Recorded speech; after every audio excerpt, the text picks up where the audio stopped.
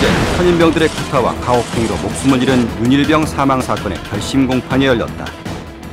만 20살, 가장 빛나는 시절 국가의 부름을 받고 입대한 윤일병. 그러나 겨우 자대 배치 한 달 만에 싸늘한 주검이 되돌아왔다. 도대체 무슨 일이 있었던 걸까?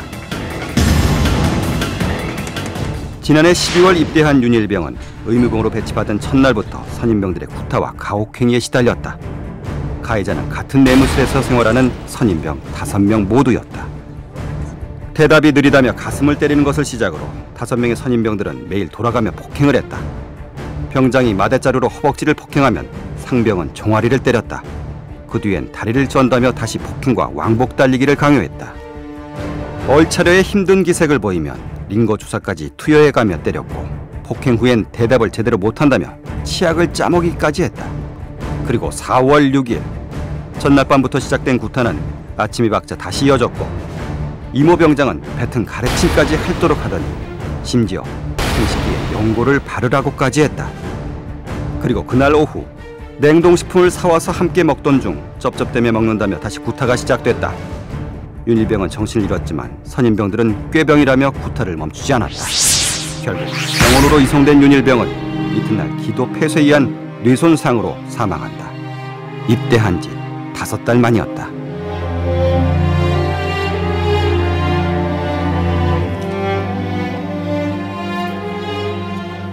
네, 경기도 연천의 28사단에서 지난 4월에 발생한 윤일병 사망 사건, 그 사건의 전말을 간단히 살펴봤는데요. 이번 사건을 군인권센터에서 공식으로 제기했습니다. 군인권센터 임태훈 소장님, 임 소장님 보시기에 이 윤일병이 그렇게 괴롭힘을 당하는 동안 이것을 어디 하소연하거나 알릴 방법이 없었을까요? 네, 없었습니다. 많은 분들이 그 지점에서 전화기도 있고 소원소리함도 있고 그런데 왜 알리지 않았는가 의문을 제기하는데요. 그럴 수밖에 없는 게 24시간 밀착 감시 대상이었습니다. 밤에도 기마 자세, 각종 가혹행위를 할 때 본인들은 교대로 잠을 자면서 괴롭혔고요. 심지어 주범이 휴가를 나가도 전화로 어떻게 하라 지시도 하고, 어제 국방위원들이 현장 갔다 오셨는데 바로 나오자마자 전화 박스 있고 바로 옆에 사이버 지시방 다 있고, 심지어 부모들하고도 여러 차례 전화했는데 부모들한테 그런 얘기를 못하는 걸로 봐서는 옆에서 전화를 엿듣고 있었다. 그래서 요즘 암구호가 생겼습니다. 부모하고 자식 간에 나 천국 있어 이러면 맞았다는 뜻으로.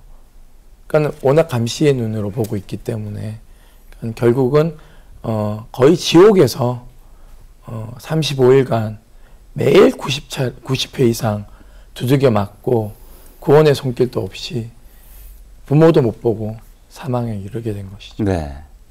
윤일병의 자대 배치를 받기 전에 신병 교육대에 있을 때 굉장히 그 희망에 찬 그런 글을 많이 남겼습니다. 자신의 나의 성장기라는 글을 썼는데 군 생활에 자신감을 보이면서 자대 배치되면 거기서 뭐 이렇게 하고 뭐 이렇게 해서 더 좋은 경험을 하고 멋진 사나이가 돼서 돌아갈 것이다. 이런 글을 많이 남겼는데요. 참, 그 선임들과 상관들로부터 사랑을 받으면서 군 생활을 하는 첫걸음이 될 것이다. 멋진 사나이가 되겠다.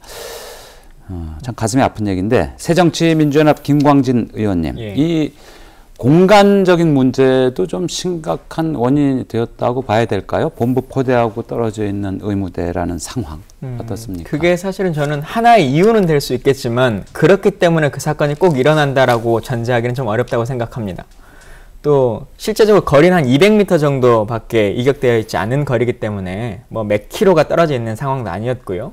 실제로 관리 감독을 하는 하사도 하루에 한 번씩 왔다 갔다 했던 공간이었고, 그래서 공간이 독립된 공간이기 때문에 그래서 조금 더 가중될 수는 있겠으나 그것만이 모든 이유라고 보긴 좀 어렵다고 판단됩니다. 네, 장광일 예비역 중장님, 국방부 정책실장 지내셨는데 장 장군님이 보시기에는 그 군 의무대 특수성이 이번 사건의 원인 중에 하나다, 이런 지적도 있지 않습니까? 거기에 대해서는 어떻게 보십니까? 의무대, 특히 이제 그 예하부대의 의무반, 이것이 이제 일종의 지휘 사각지대다, 이렇게 얘기할 수는 있지만은 막 그 사각 지역일수록 사실은 그 감독이라든지 순찰이라든지 이런 관심을 더 사실 노력을 기울였어야 되는데도 불구하고 이 부대에서는 그렇지 못했다 하는데 사실은 문제가 있습니다. 어느 부대든지 다 사실은 그런 지휘 사각지대가 다 있기 마련이거든요. 그러면 그럴수록 오히려 예하부대 지휘관들은 그런 지역에 대해서 좀 더 관심을 가지고 순찰하고 확인하고 했어야 되는데 이런 것이 우선 제가 볼 때 좀 문제가 있었다. 우선 그렇게 말씀을 드리겠습니다. 의무중대 군의관이 책임을 지어야 되는 책임을 갖고 이 부대는 군의관이 없었습니다. 이 부대는 예. 군의관이 상급 부대 이제 군의관이 상급 있겠죠? 부대의 군의관이나 하여간 그 부대에는 뭐 행정보호관도 있었고 또 포대장도 있었고 포대장이 이제 중대장입니다. 포병부대니까 이런 간부가 다 있었는데도 불구하고 간부가 제 역할을 못한 거죠. 사실 어떻게 보면은 우리 군대에서 지금 가장 문제가 되는 것이 하부 구조. 이 하부 구조가 활성화되고 하부 구조가 제대로 돌아야지 군이 이 생동감을 느끼고 전투력을 제대로 발휘할 수 있는데 이번에 난 그 부대의 경우는 하부 구조의 간부들이 제 역할을 제대로 못했다. 시스템은 다 있었을 겁니다. 틀림없이. 그 시스템을 작동하지 못하게끔 간부들이 제 역할을 못하면 사람이 뭐 아무리 시스템을 만들어놔도 사람이 제대로 이 작동하지 못했다면 그건 큰 문제가 있는 거죠. 이 윤일병이 있었던 의무반의 최고 책임자는 그 유모 하사라고 봐야 되겠죠. 근데 유 하사는 왜 오히려 이 폭행에 가담하고 그런 게 뭐 자연스러운 것처럼 그런 일이 벌어졌단 말이죠. 그리고 이 주범으로 알려진 이 병장에게 형 불러가면서 군대 내에서 그게 자연스럽게 이루어지기도 힘든 거 아닙니까? 그것도 사실은 자연스러운 일은 아닙니다만은 없는 일은 또 아닐 수 있다고 생각합니다.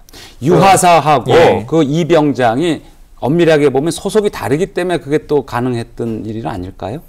저는 그렇게 보지는 않고 그렇게라고는 있고요. 보기 어렵고요. 일단 그 이 병장이 이 의무 지원관이죠. 유하사에게 가서 얘가 말을 잘 못 알아듣는다. 말을 빨리 대답 안 한다.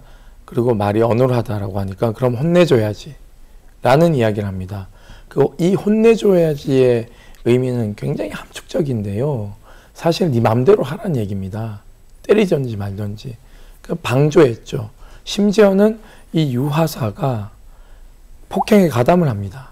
그렇기 때문에 사실상 지휘체계가 엄연히 구분되어 있다 하더라도 이 이병장 입장에 봤을 때 이 하사가 폭행에도 동참하고 폭행도 용인하고 자기보다 나이도 어리고 그러다 보니까 얼마나 만만하게 보였겠습니까?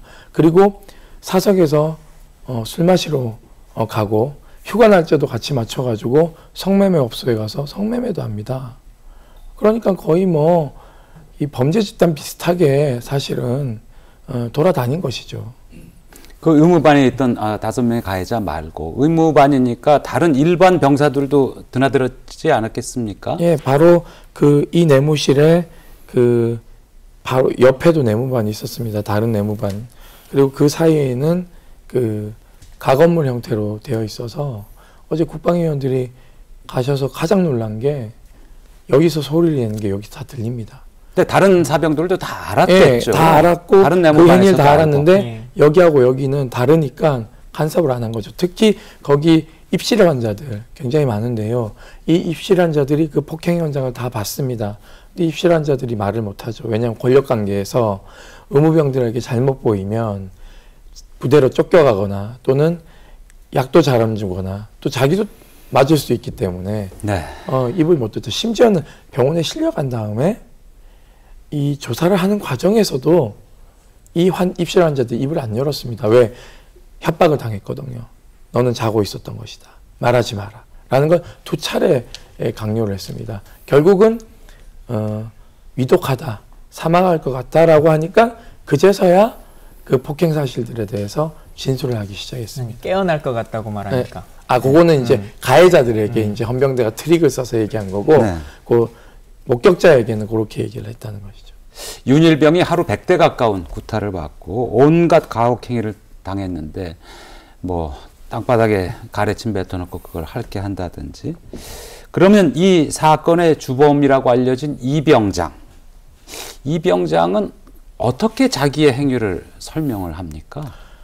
뭐 제가 봤을 때는요, 어제 공판정에서 굉장히 놀랐습니다.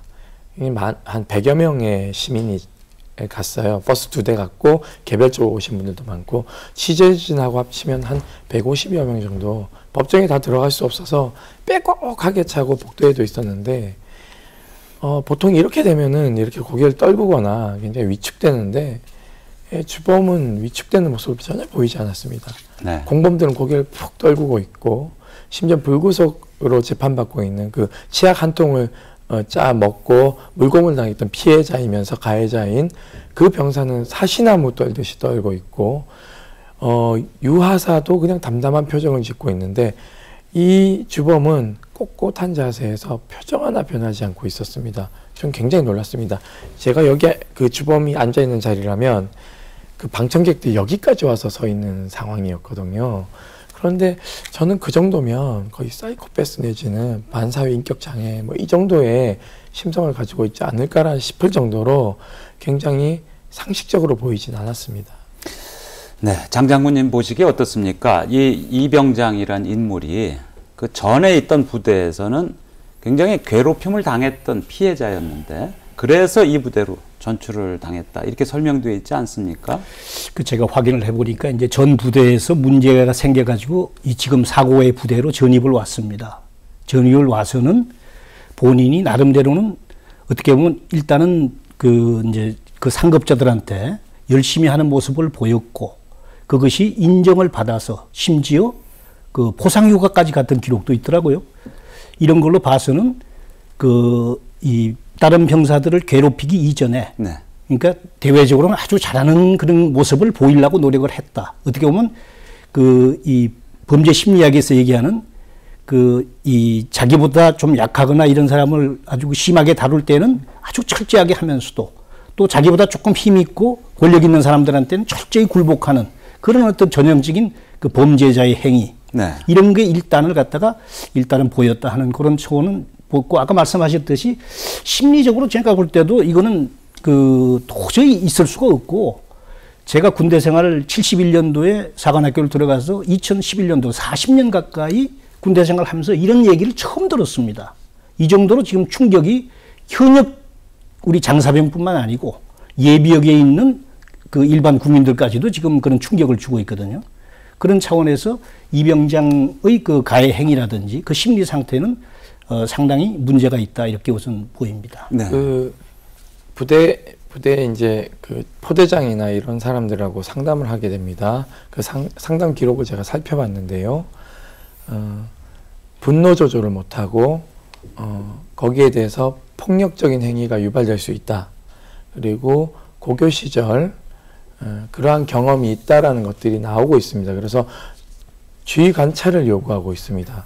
그런데도 불구하고 이 주의 관찰이 요구되는 이 병사에 대해서 인성심리검사나 이런 것들이 그런 지적들을 하고 있으면 사실상 인성심리검사나 정신과 전문의에 데려가서 부대 적합한지 공동생활에 문제가 있는지 없는지에 대해서 파악을 해야 되는데 그걸 전혀 하지 않았다는 것입니다. 그렇기 때문에 지금 현재 이 한 명이 악마다, 얘가 잘못됐다라고 얘기할 수 없는 지점이 부대 관리라는 것이 굉장히 형용화되어 있고 요식행위에 불과하다는 것이 이번에 이 사태로 인해 다 발각이 됐습니다. 그리고 또 하나는 사건 사고는 매우 충격적이죠. 군생활 40년 하셨지만 70년대, 80년대 사망 사건들을 우리가 분석해 보더라도 이와 같이 잔혹한 경우는 거의 없습니다.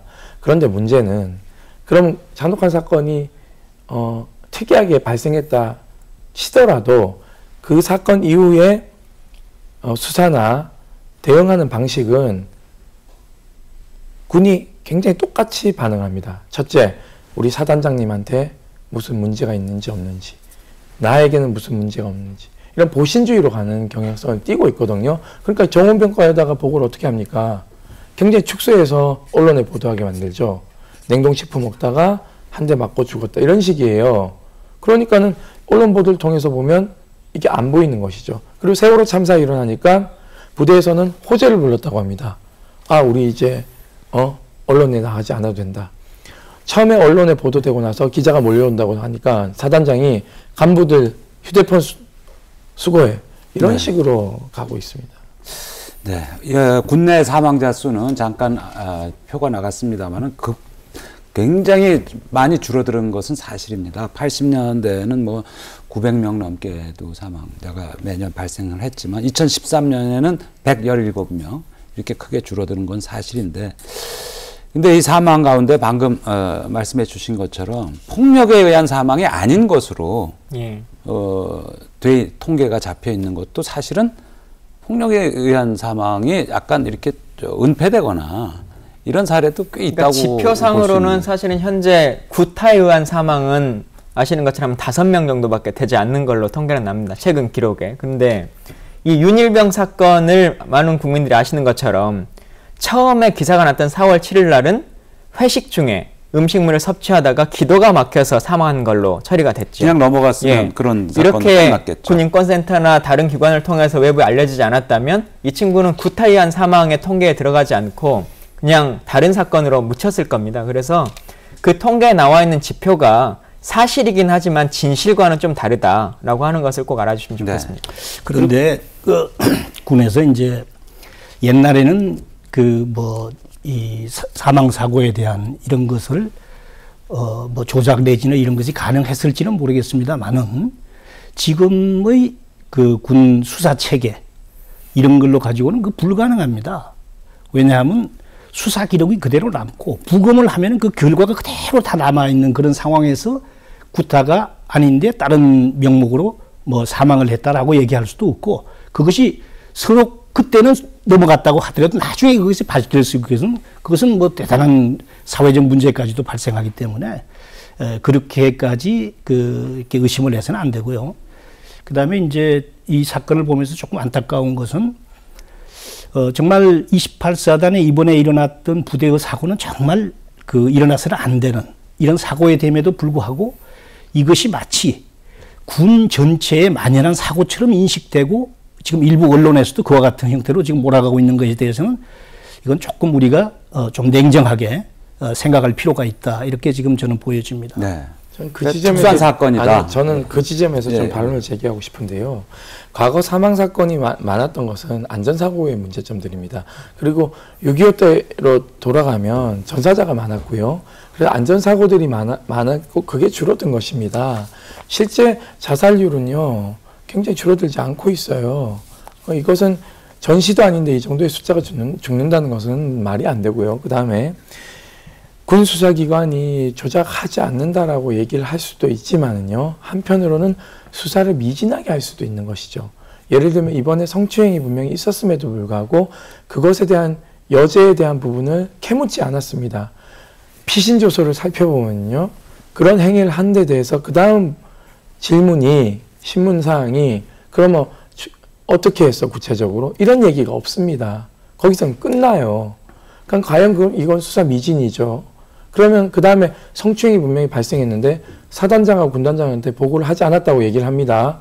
군단장하고 제가 직접 통화를 했어요, 사단장하고. 근데 저는 처음 보고받는 것입니다 라고 얘기를 했어요. 그러면은 그것이 과연 제대로 실체적 진실을 파헤치는 헌병대 수사기관을 우리가 신뢰할 수 있는지, 이런 부분에 의문이 있는 것이고요. 실제 오늘만 해도 국방부 앞에 한 40여 분의 유족분들, 군 사망 유족분들이 가셔서 진실 규명을 좀 해달라고 하는 항의를 계속 하고 있고요.